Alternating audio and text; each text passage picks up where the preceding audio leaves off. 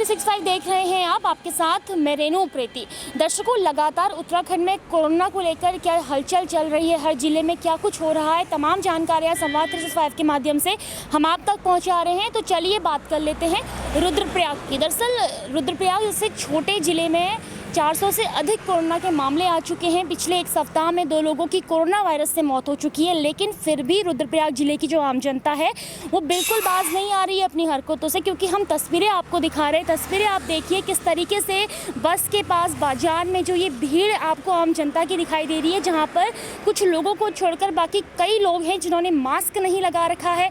2 गज की दूरी तो बिल्कुल भी यहाँ पर नहीं दिखाई दे रही है। आप तस्वीरें देख सकते हैं, इन तस्वीरों से अंदाज़ा आप लगा सकते हैं कि ये जो भीड़ यहाँ पे दिखाई दे रही है ये कितनी भयावह हो सकती है। कोरोना वायरस महामारी इन्हीं कारणों से जो है आंकड़े लगातार उत्तराखंड में बढ़ते जा रहे हैं। पिछले 2 सप्ताह की हम बात करें तो 2 लोगों की मौत रुद्रप्रयाग में कोरोना वायरस से हो चुकी है, लेकिन आम जनता है जो बिल्कुल जागरूक नहीं है ना। यहाँ पे आपको तस्वीरें आप देख रहे हैं, आपको पुलिस प्रशासन का कोई व्यक्ति यहाँ पे नजर नहीं आ रहा है जो इस भीड़ को रोक सके।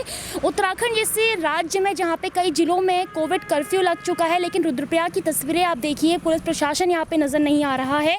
लोगों में इतनी जागरूकता नहीं है कि 2 गज की दूरी बनाकर खड़े हो जाएं और मास्क लगा लें, कोरोना वायरस महामारी से बच लें। लेकिन तस्वीरें साफ तौर पर बयां करती है रुद्रप्रयाग जिले की हकीकत को, जो कहीं ना कहीं आंकड़ों को दिन प्रतिदिन बढ़ाती जा रही है। तो चलिए एक नज़र डालते हैं जो स्थानीय लोग हैं वो क्या कहते हैं इसको लेकर। जो हमारा मानना यह है, जो सरकार की गाइडलाइन के अनुसार जो बाजार 2 बजे तक खुले हैं, 2 बजे तक व्यापारी अपना इन नियमों का पालन बखूबी से कर रहे हैं। लेकिन सवाल ये उठता है कि जो 2 बजे के बाद का जो कस्टमर था वो भी सुबह आ रहे हैं, और सुबह इतनी ज़्यादा भीड़ हो रही है 2 बजे तक कि कोरोना को से बचना बहुत मुश्किल लग रहा है, क्योंकि इतनी ज़्यादा तादाद में लोग बाजार आ जा रहे हैं कि लोगों को पहचानना मुश्किल हो। और निश्चित तौर पर मेरा एक सवाल प्रशासन से भी है, जो तरीके से प्रशासन इस तिराहे पर जो चालन कर रही है वो चालन किस चीज़ का कर रही है, सबसे बड़ा सवाल है। आजकल तो कोरोना है, मुझे लग रहा है कोरोना के अलावा ये हेलमेट पर भी चालन आजकल कर रहे हैं कि जब तक सोशल डिस्टेंस का पालन नहीं किया जाएगा तो ये कोरोना ज़्यादातर बढ़ता ही रहेगा। और इसके जिम्मेदार सीधे सीधे मैं कहता हूँ प्रशासन है, क्योंकि मैं देख रहा हूँ बाजार में गाड़ियों में ऐसी भीड़ लग रही है कि प्रशासन के पुलिसकर्मी वहाँ मूक दर्शक बने हुए हैं। कोई भी ये कहने को तैयार नहीं कि भाई ये भीड़ काहे को है और इतनी भीड़ गाड़ियों में क्यों, जबकि पहले कह रहे 50% लोग बैठेंगे, मगर गाड़ियाँ फुल जा रही है। इससे कोरोना बढ़ने की कगार पे ज़्यादा है और मुझे लगता है कि इससे बीमारी ज़्यादा बढ़ेगी। जबकि पहाड़ में सब लोग महफूज हैं, लेकिन जो बाहर से पर्यटन आ रहे हैं उनकी बिना जांच करके ऊपर यहाँ लोग पहुँच रहे हैं। वो अपने को सुरक्षित रखने के लिए यहाँ पहुँच रहे हैं, लेकिन वो हम पहाड़वासियों को असुरक्षित कर रहे हैं। गाड़ियों में आप देखिए 50 का रेशियो था, लेकिन सवारियाँ पूरी भरी जा रही है और दाम दोगुने लिए जा रहे हैं।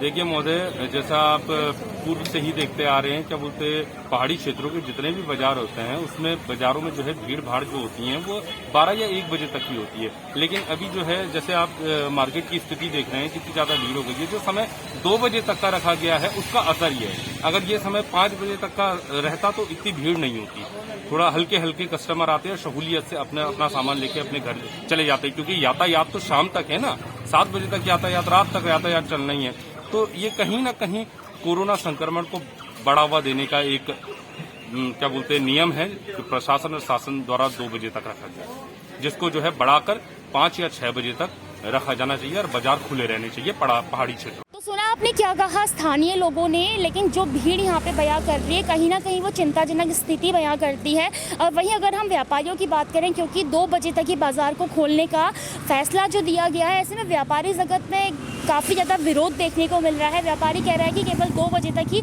बाजार खोला जा रहा है, जिस कारण जो है भीड़ ज़्यादा देखी जा रही है। लोग सुबह ही खरीदारी करने नज़र आ रहे हैं। लेकिन यहाँ पे सवाल ये उठता है कि जो लोग खरीदारी करने आ रहे हैं, क्योंकि अगर हम पिछले साल की बात करें, 2020 की बात करें, तो उस दौरान दुकानों के बाहर से गोल घेरे बनाए गए थे, शासन प्रशासन के द्वारा काफ़ी चीज़ें की गई थी। तो ऐसे में हम यही समझते हैं यहाँ पे ये देखते हुए कि अगर ग्राहक भीड़ बजाकर दुकान पे आ रहा है, सामान खरीदारी करने आ रहा है, तो ऐसे में दुकानदारों को यहाँ पे सजग होना चाहिए। अपनी दुकान के बाहर बारी से 2 गज की दूरी में उन्हें खड़ा कीजिए। गोल घेरे आप बना सकते हैं ताकि भगदड़ कम हो, कोरोना वायरस महामारी को बचाया जा सके।